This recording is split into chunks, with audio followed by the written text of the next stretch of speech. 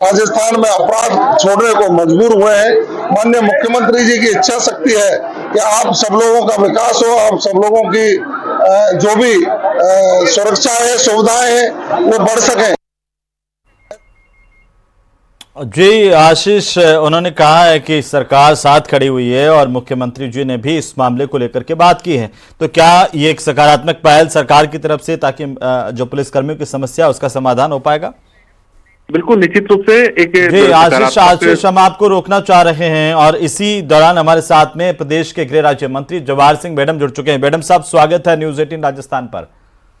धन्यवाद आपका। मैडम साहब, आज प्रदेश के पुलिसकर्मी प्रदेश भर में इंस्पेक्टर तक के जो कैडर हैं वो लगातार अपनी मांगों को लेकर के होली का बहिष्कार कर रहे हैं। सरकार का क्या आश्वासन है उनको?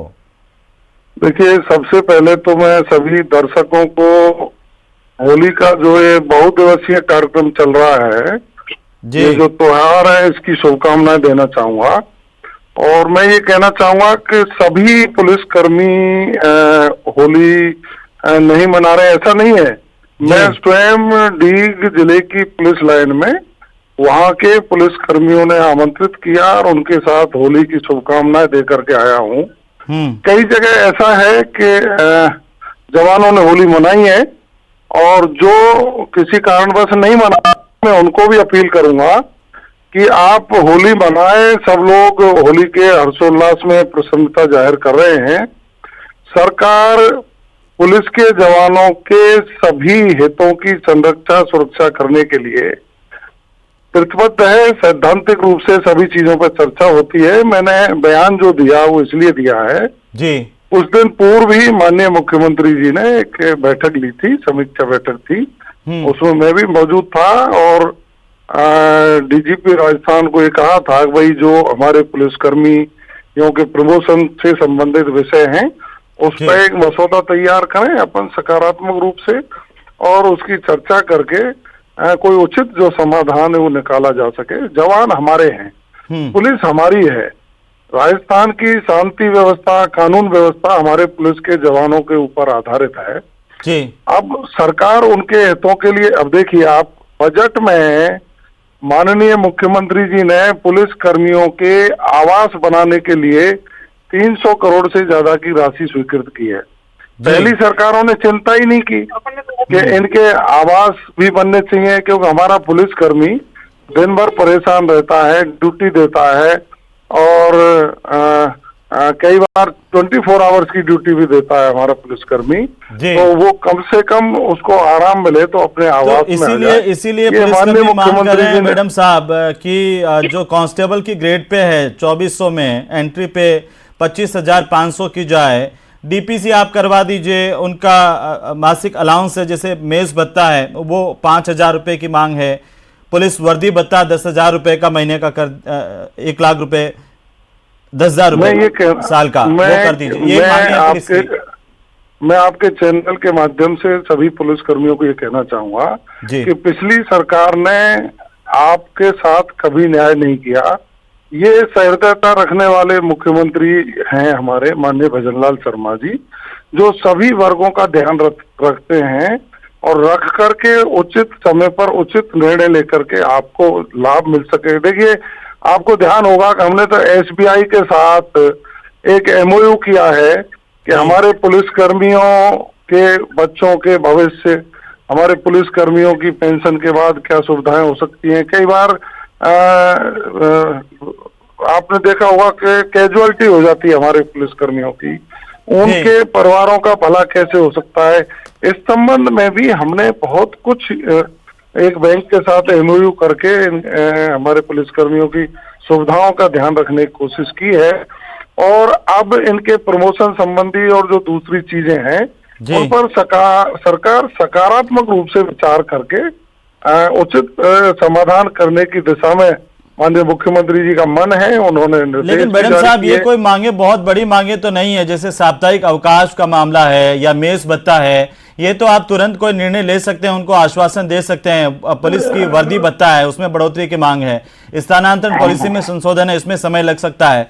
लेकिन जैसे 150 रुपए साइकिल भत्ता बंद करके पेट्रोल या 10 या 15 लीटर प्रतिमाह दिया जाए, ये सब घोषणाएं छोटी मोटी घोषणाएं हैं सर, इनको तो आप त्वरित समाधान का आश्वासन दे सकते हैं प्रदेश की पुलिस को।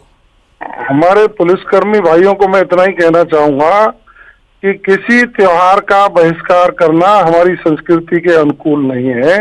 आप हम सब एक प्रदेश के रहने वाले हैं, हमारी पुलिस का मनोबल ऊंचा रहे, हमारी पुलिस की सुविधाएं वित्तीय संसाधनों के माध्यम से कितनी ठीक हो सकती हैं, उन सब पर विचार करने का हमारा फर्ज है। और माननीय मुख्यमंत्री जी ने समय रहते संबंधित अधिकारियों को डायरेक्शन भी दिए हुए हैं, मसौदा तैयार करके कब क्या हो सकता है ये निश्चित रूप से करें।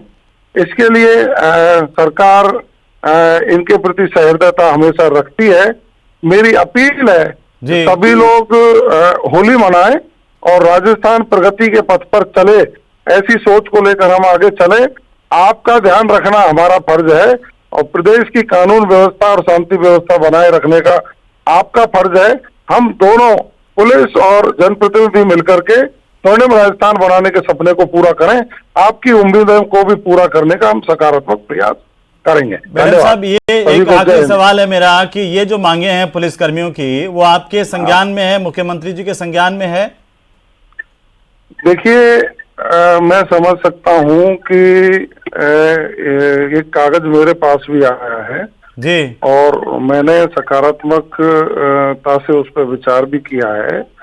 और आज भी मेरी डीजीपी राजस्थान से सुबह बात हुई थी होली की शुभकामनाओं के संबंध में, तो मैंने उनको भी वो याद दिलाई थी, सारी चीजें चर्चा हुई थी जी। वो भी सकारात्मक हैं और मैं यही कहूंगा कि ऐसे मौके पर राजस्थान से ऐसा संदेश नहीं जाना चाहिए कि भाई होली जैसा त्योहार नहीं मने।